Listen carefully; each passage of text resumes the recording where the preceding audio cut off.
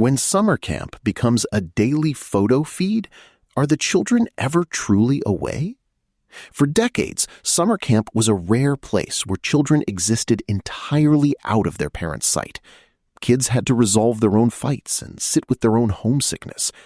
But a piece published in The Atlantic on 6 August 2026 shows how facial recognition photo dumps and bunk WhatsApp groups have turned that necessary distance into a daily feed. The story pauses on a shift that goes beyond helicopter parenting. It asks what happens to a child's confidence when the adults never actually leave the room. Written by Russell Shaw in The Atlantic, narrated for Arava. The new parent trap. At summer camp, the kids may be far from home, but technology is keeping many moms and dads tethered to them and anxious. This article was featured in the One Story to Read Today newsletter. Sign up for it here. The first time I went to sleepaway camp, I was 10 years old. When I returned home a month later, my mom opened my footlocker to help me unpack. On top was a tray of my belongings: flashlight, lanyard, marksmanship badge, a few items of clothing, and a stack of letters my parents had mailed to me, many unopened. Beneath the tray were the rest of my clothes, neatly folded, undisturbed since the bag had been packed. I had been too busy having fun to change clothes or read letters. When my now adult kids went to camp, I sent them daily emails. The camp printed these out for them, along with its own partially written return messages, templates for how to reply. Each day, a photographer posted to the camp website hundreds of images of children swimming, singing, and playing frisbee. I scrolled and scrolled, favoriting the ones with my kids. When they knew their picture was being taken, they flashed a thumbs up, our family's agreed-upon code to signify that all was well. By the time they arrived home, I had put together a photo book with highlights of their summer. This summer, my young nephew went to sleepaway camp. At the start, parents were asked to complete forms about meal preferences and desired bedtime routines. Throughout, his parents received daily emails with photos exclusively of him. Camp photographers used facial recognition software to ensure that parents would receive every image of their child. I tell this story across 3 generations because it captures a profound shift in camp life. Of course, some camps explicitly declare themselves tech-free zones, and some families seek out those experiences. But in many instances, summer camps, previously some of the last places a child could exist beyond the reach of their parents, have adopted a kind of surveillance apparatus in the name of information sharing and safety check-ins, turning camp into yet another environment where moms and dads can hover, ever present. For most of the 20th century, camps operated on a simple premise: send your child, and they will come back changed. The magical ingredient affecting that change was parental absence. Camp meant independence from home and school, and this was a feature, not a bug. Children without their parents were forced to navigate the world on their own. They learned to make friends without mediation, no playdates, resolve conflicts without referees, and experience homesickness without rescue. But at many camps, all of that is being renegotiated.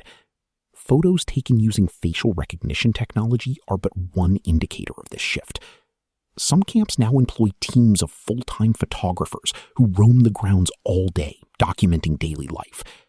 Parents form WhatsApp groups for their children's bunks within hours of drop-off. Some send their children to camp with 2 phones, one to surrender at check-in, the other hidden for calling home. Technology alone didn't create this new relationship between parents and camp, but it has made it harder to preserve an essential ingredient of the old experience: distance. None of the changes to camp culture has happened because parents are suddenly worse parents. If anything, many moms and dads today are more emotionally invested in their children than ever. But some have also come to believe that good parenting means vigilance and continuous connection, which can have noticeable effects on kids' sense of independence. Jolly Corley, a co-director of Camp Robindel in New Hampshire, who has worked there since 1994, remembers when she first perceived the transformation. She didn't observe it in the parents directly. She saw it in her camp counselors. Sometime between 2008 and 2010, she told me, kids started running to her office. They were like, "Counselors are being so mean. They won't let us leave the cabin. and they were all upset, she said. I was like, oh, here it is. Young counselors, who themselves had been raised by hyper-vigilant parents with stranger danger drills and supervised playdates, had never experienced the sort of freedom that they were now supposed to be giving their campers. They had to be taught what autonomy looked like. The more I spoke with camp directors, the more I came to understand how the rise of daily camp photography plays into these dynamics and has reshaped parents' perception of camp's very purpose. Michael Marcus has been a co-owner of the boys-only Camp Greylock in Massachusetts since 1994. For years, he resisted posting photos. When you have a photographer come around and the kids know that this picture is being taken, it takes them out of their moments, he told me. And camp is supposed to be a pure time for them, something he was trying to preserve. At a certain point, however, all the camps around Greylock began posting photos. Marcus found himself, like an idiot, standing on a soapbox explaining to the world why everybody else was wrong but me.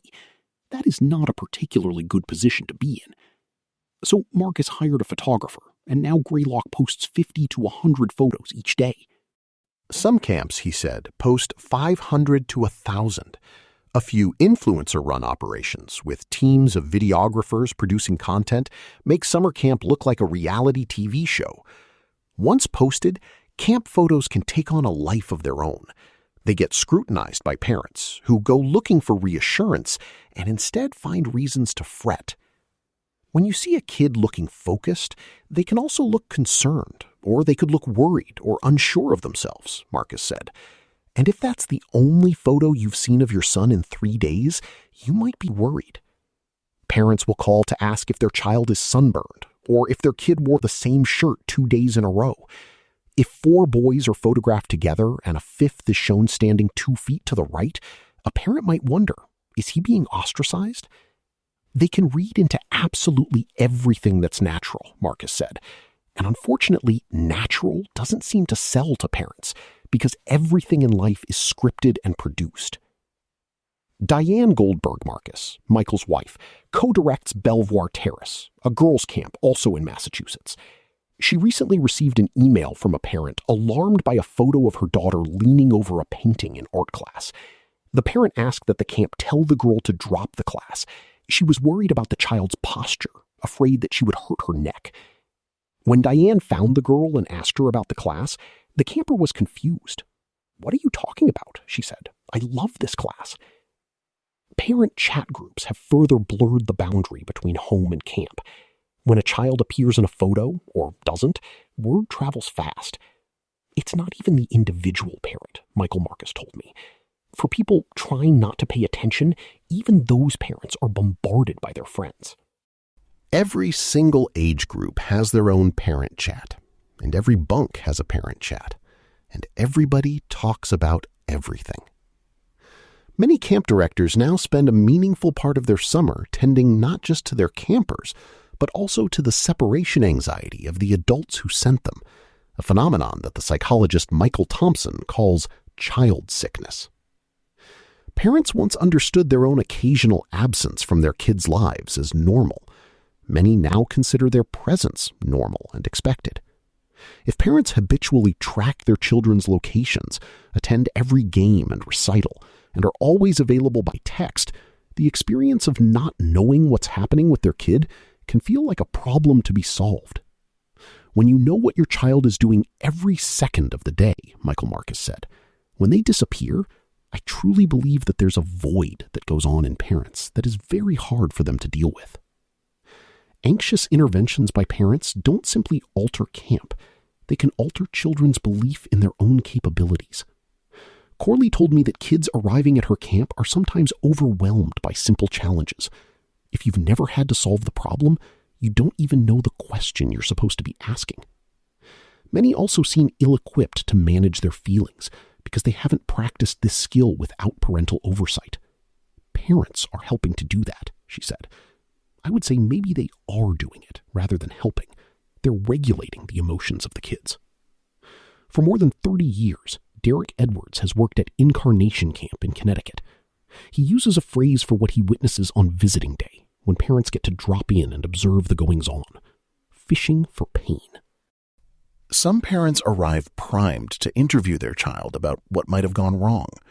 Was someone unkind? Did someone exclude them?